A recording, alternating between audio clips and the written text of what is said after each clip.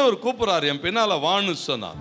என் பின்னே வாருங்கள், உங்களை மனுஷர்களை பிடிக்கிற. முதல்ல தேவனை பின்பற்றி நடக்க ஆரம்பியுங்கள். ரெண்டாவது அங்கே சொல்லப்பட்டிருக்கிறது தேவனோடு கூட இருக்கிற ஐக்கியம். நான் எங்க இருக்கிறேனோ அங்கே என் ஊழியக்காரனும் இருப்பான். என் ஊழியக்காரன் எங்கே இருக்கிறானோ அங்கே நானும் இருப்பேன். என் பிள்ளை எங்க ஊழியம் செய்தோ அங்க நானும் கூட இருப்பேன். எங்க ஊழியத்துக்கு போதோ அங்க நானும் அவன் கூட இருப்பேன். கர்த்தருக்கு மகிமை உண்டாகட்டும். மூன்றாவது தான் சொல்லுகிறார், ஒருவன் எனக்கு ஊழியம் செய்கிறவனானால் பிதாவானவர். பாருங்க, மூன்றாவது சொல்லப்பட்ட ஆசீர்வாதம். பேதுருவை பார்த்து சொன்னார், பேதுருவே போய் தூண்டில் போட்டு ஒரு மீனை பிடி, அது வாயை திறந்து பார், அது வாயில என்ன இருக்கும்? ஒரு வெள்ளிப்பணம் இருக்கும். அதை எடுத்து எனக்காகவும் உனக்காகவும். தேவனுக்கு என்று ஊழியம் செய்கிற போது, தேவனுக்காக வேலை செய்கிற போது கர்த்தர் தம்முடைய ஜனங்களை ஒரு நாள் என்ன செய்கிறது இல்லையா? கைவிடுகிறதில்லை. தேவைகளை சந்திக்கிற தேவன்.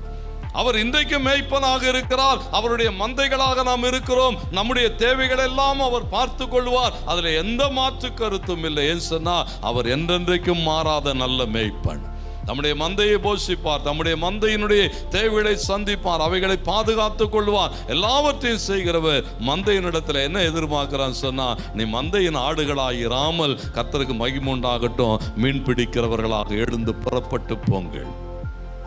இதோ உங்களை ஓநாய்களுக்குள்ளே ஆட்டுக்குட்டிகளை அனுப்புகிறது போல அனுப்புகிறேன் என்று சொன்னவர் அனுப்புகிறார். எதற்காக அனுப்புகிறாரா? இங்கே பேதுருவை அனுப்பின போது அவன் 3000 5000 என்று அந்த மீன்களை வேட்டையாடி கொண்டு வருகிறது போல கர்த்தர் இன்றைக்கு நம்மிடத்தில் எதிர்பார்க்கிறார். காலம் முடிய போகிறதான கடைசி காலகட்டங்களிலே இருக்கிறோம். ஒரு ஆத்துமாவும் கெட்டு அழிந்து போவது தேவனுடைய சித்தம் இல்லை. ஆகையினாலே கூடுமான வரைக்கும் என்ன செய்யுங்க? பிரயாசப்படுங்க. மீன்களை பிடிக்கிறதுக்கான தளங்களை கர்த்தர் நம்ம கையில கொடுத்திருக்கா. குடும்பத்தில் இன்னும் பிடிக்க முடியாத மீன்லாம் இருக்கு. அதெல்லாம் என்ன செஞ்சிடலாம்? கையிலேயே பிடிச்சிடலாம். இருக்கிறத என்ன செஞ்சிடலாம்? வீட்டுக்குள்ளே இருக்கிற மீன்களே அவ்வளோ மீன் என்ன இருக்குது, உறவுகளில் அவ்வளோ மீன் இருக்குது, குடும்பத்தில் கணவன் மனைவி பிள்ளைகள்னு அவ்வளோ மீன்கள் என்ன செய்து இன்னும் வெளியே சுற்றின்னு இருக்குது. அதெல்லாம் என்ன செஞ்சிட முடியும்? பிடித்து விட முடியும். ஆண்டவருக்கு மகிமை உண்டாகட்டும். சில மீன்லாம் என்ன செய்யுமா?